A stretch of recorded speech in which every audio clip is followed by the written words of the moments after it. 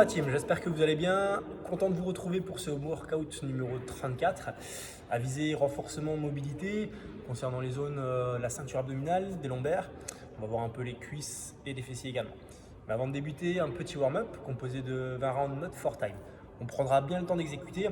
En fait, c'est l'enchaînement de 4 mouvements où on va chercher l'élévation température et cardio. Le premier, relativement simple, un touch one leg. Main droite, je vais toucher le pied opposé.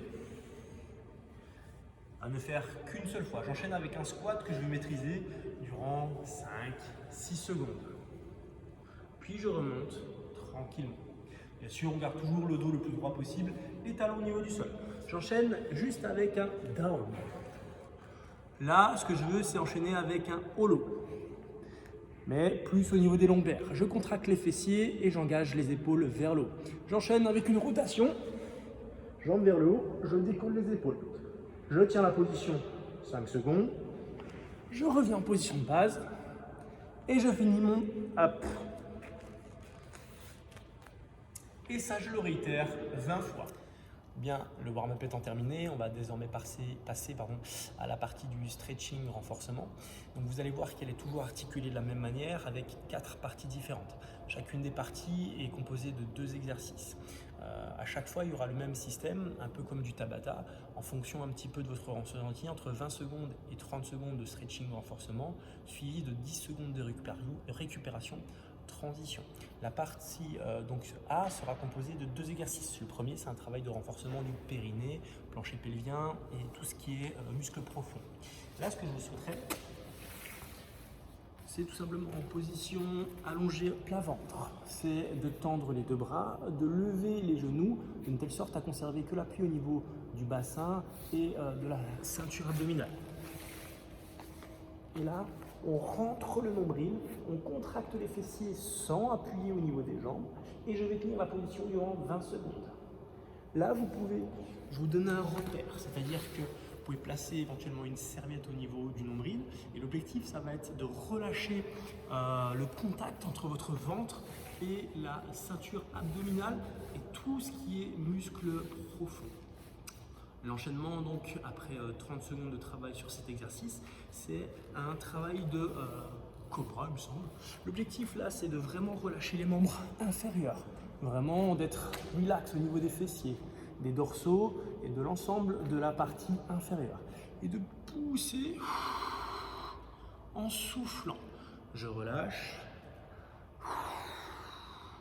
Et je repousse. Là, ce que je veux, c'est vraiment un relâchement de la partie basse exercice.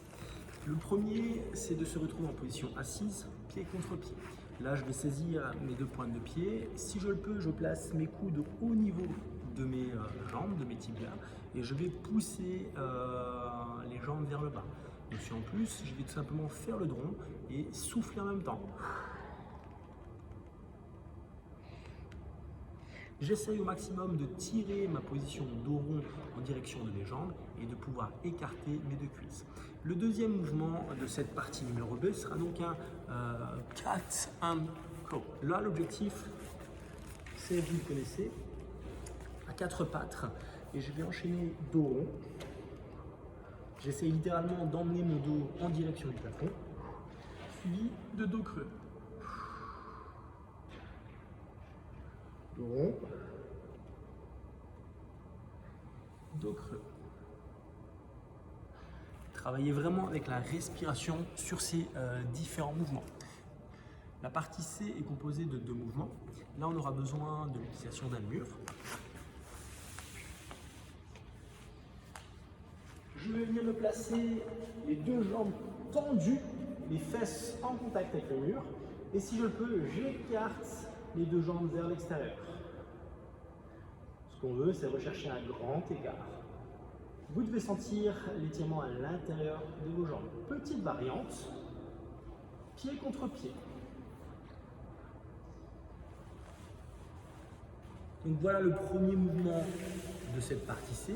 Le deuxième mouvement, c'est tout simplement des fentes en incluant un travail sur le côté. Là, une fois dans cette position, ce que je veux, c'est lier les 2 mains et partir sur le côté.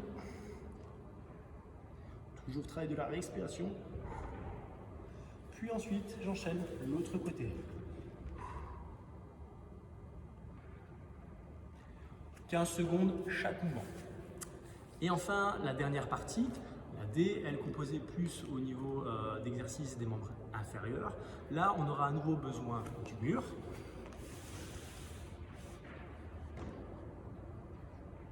Je vais me positionner à plat ventre. Je peux mettre pied contre pied ou jambes écartées, comme je le veux. Je joins les deux mains au niveau du mur. Et de la même manière que la fente, je vais venir sur le côté. 15 secondes d'un côté, puis 15 secondes de l'autre. Et enfin, le deuxième exercice, là à nouveau au niveau des cuisses. Je viens cette fois-ci en position de fente. Ce que j'aimerais, c'est là où j'ai le genou, venir avec ma main posée, attraper par l'intérieur ma jambe. Et je pousse tout simplement le bassin en direction du sol. Là, deux variantes. Soit je pousse bien le bassin en direction du sol pour étirer vraiment au niveau du psoas et des quadrilles, soit je tire vraiment pour accentuer un petit peu l'étirement au niveau du fessier. Voilà donc pour ce petit travail de renforcement de mobilité. Je vous souhaite donc un bon stretching.